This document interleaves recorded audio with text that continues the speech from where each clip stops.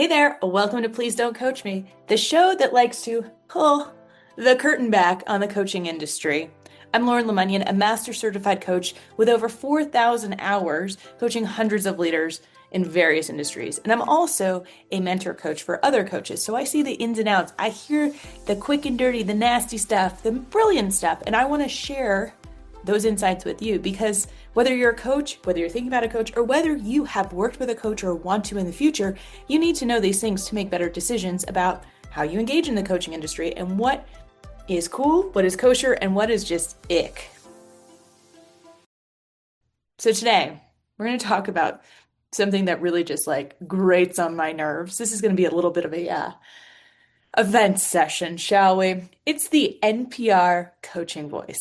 Now, if you've ever seen the SNL skit, that the Sweaty Balls one with Alec Baldwin, where they have their very soft and soothing voice of, yes, these are a seasonal treat.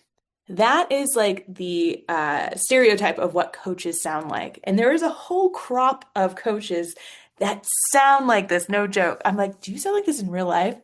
So they're like, tell me, how does that make you feel?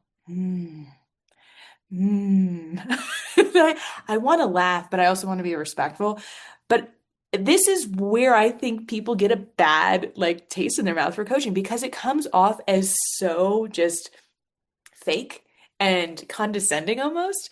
They don't feel like real people in real conversations. And the best coaching dynamics and relationships that I've had as a coach and also being coached is when I'm talking to real people, when I can see inflections in their face, when I hear changes in their tone, when they sound like real people. And so along with that NPR, they're also using a lot of fluffy coaching language, the coachalese, if you will. And so they're like, tell me about that limiting belief. Tell me about that gremlin. I'm going to use active listening. And they don't actually say this, but they'll use words like the transformation and the embodiment. And I am guilty of this too. Literally, I have a course called Future Design where that is in the marketing copy, okay? There's just certain words that coaches resonate with. But you as the client, if you are a client watching this, are looking for real stuff. Tell me how this is going to help me. Tell me how this is going to work for me.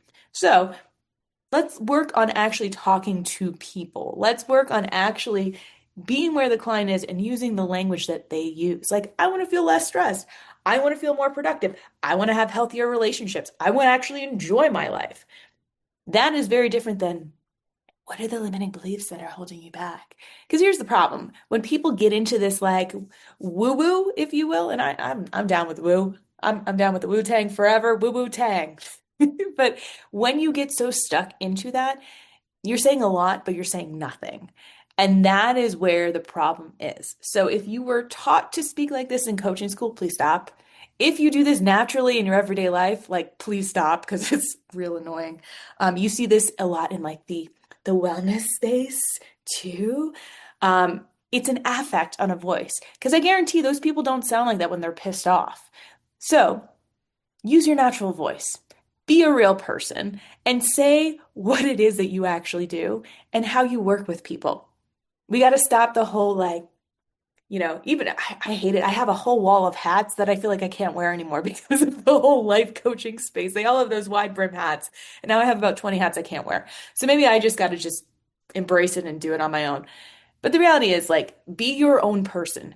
Don't be a carbon copy of someone else. And if you encounter someone like this, just ask questions. So if they're using fluffy language or terms that seem like big coach speak, ask them what they mean by that. And if they use more coach speak language to try to describe it, turns out they probably don't know what the hell they're talking about. So ask questions, be curious, use critical thinking. And as a coach, just say what it is. Ask the question, use the language of the client. And please stop with the NPR voice. Hope this was helpful. We'll see you on the next Please Don't Coach Me.